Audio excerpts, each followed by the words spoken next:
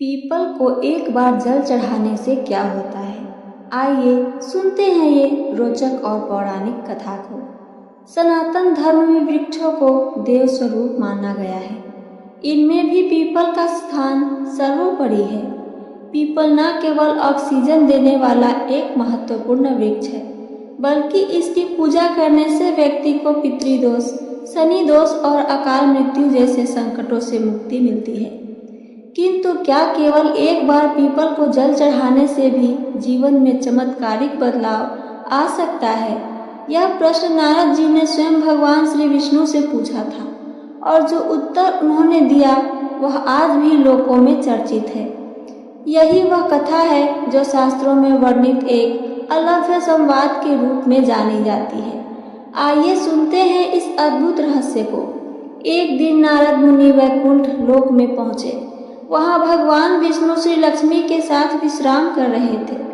जैसे ही उन्होंने नारद मुनि को देखा, वे मुस्कुराए और बोले, आइए देवर्षि, आप बताइए आज क्या जिज्ञासा लिए आए हैं? नारद मुनि बोले, प्रभु, मैं संपूर्ण लोकों की यात्रा करता हूँ। ब्रह्मलोक से मृत्यु लोक तक अनेक लोगों को दुख, पाप और दरिद्रता में डूबा हुआ देखता हूँ, लेकिन कुछ लोग केवल एक छोटा सा कार्य करके धन, सुख और मोक्ष प्राप्त कर लेते हैं। ऐसा क्यों? भगवान विष्णु ने कहा, देवर्षि, इसका कारण है श्रद्धा और शुभ कर्म। तुमने जिन कार्यों की बात की उसमें से एक पीपल को जल चढ़ाना भी है। नारद चौंके, प्रभु, क्या केवल एक बार पीपल को जल चढ़ाने से भी कुछ विशेष फल मिलता है? भगवान विष्णु मुस्कुराए और बोले, देवर्षि, सुनो एक पौराणिक कथा। एक असुर जो था परम भक्त। बहुत पुरानी बात है। त्रेता युग का समय था। दक्षिण दिशा में एक स्थान पर विकासुर नामक एक असुर रहता था। वह अत्यंत क्रूर, लोभी और हिंसक था, लेकिन उसमें एक गुण भी था। वह प्रतिदिन नियम पूर्वक एक वृक्ष को जल चढ़ाया करता था। वह वृक्ष था पीपल का। किसी ने पूछा, तुम यह क्यों करते हो? वृकासुर बोला, मुझे नहीं पता, बस मेरे पिता कहा करते थे कि इससे पाप कटते हैं। समय बीतता गया। वृकासुर के हाथों अनेक ऋषि मुनि मारे गए। उसकी क्रूरता इतनी बढ़ी कि देवलोक भी कांप उठा। एक दिन भगवान शिव ने उसका अंत करने का निश्चय किया। देवताओं की सभा और विष्णु की युक्ति।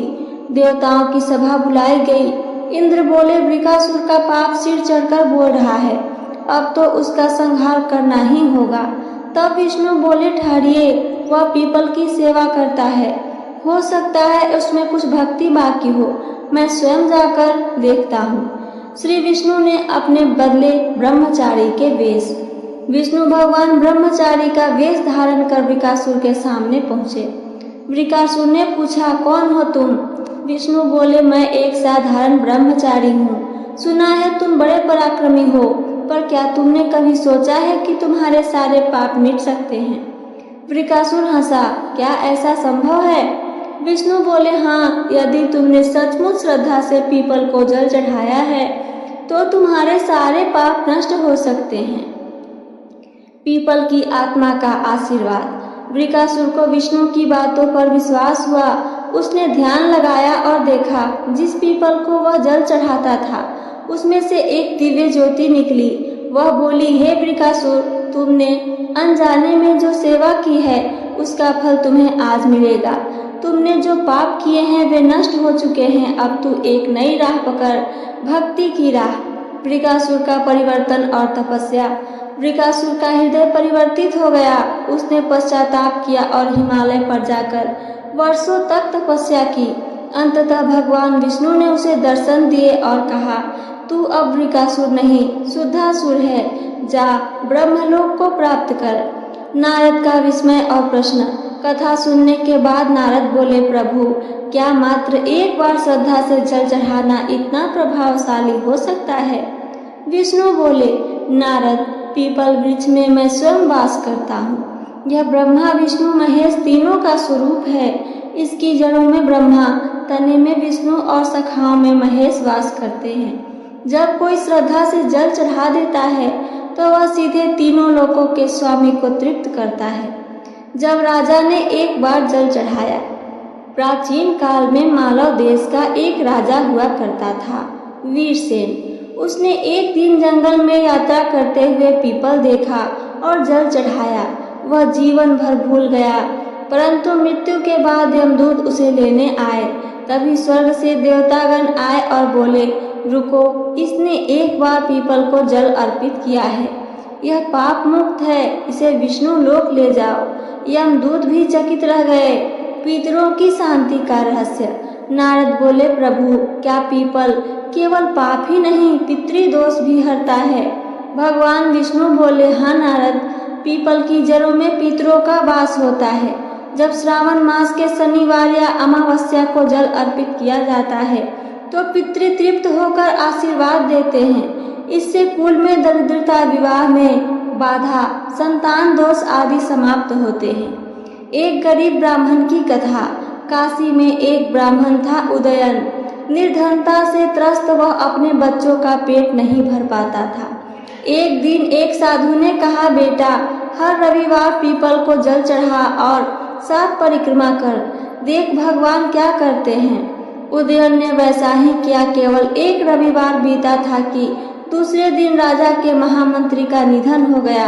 राजा को एक योग्य ब्राह्मण चाहिए था। उसी दिन उदयन वहां पहुंचा और उसकी विद्वता से राजा प्रसन्न हो गए। वह महामंत्री बना और उसकी गरीबी समाप्त हो गई। शनि दोष से मुक्ति।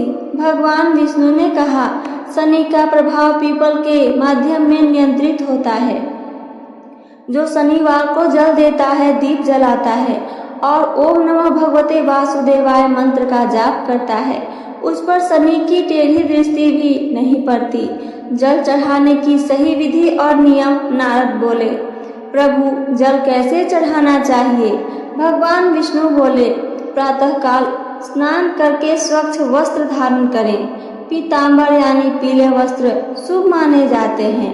ताम्रपात्र यानी तांबे के लोटे में जल ले लें। उसमें चंदन, अक्षत, दूध या शक्कर मिला सकते हैं। पीपल वृक्ष के सामने घी या तिल का दीपक जलाएं। 7 बार परिक्रमा करें। ओम नमो भगवते वासुदेवाय या ओम श्री विष्णवे नमः मंत्र बोलें। आधुनिक युग में पीपल की शक्ति। आज के युग में जब लोग तनाव, मानसिक क्लेश और नौकरी की समस्या, विवाह में बाधा, संतानहीनता से जूझ रहे हैं, वहाँ पीपल की पूजा वरदान बन सकती है। जो भी श्रद्धा से एक बार भी पीपल को जल चढ़ाता है, उसके जीवन से धीरे धीरे सारी बाधाएं हटने लगती है। अंतिम उपसंहार क्या है? नारद का प्रण। नारद बोले, प्रभु, आज आपने जो ज्ञान दिया वह जीवन को धन्य कर देने वाला है। मैं अब सारे लोकों में जाकर यह ज्ञान दूंगा कि श्रद्धा से किया गया एक कार्य 100 यज्ञों के बढ़कर होता है। इन सब का निष्कर्ष क्या है, आइए वो भी सुने। पीपल को जल चढ़ाना कोई छोटा कार्य नहीं, बल्कि यह स्वयं विष्णु की सेवा है।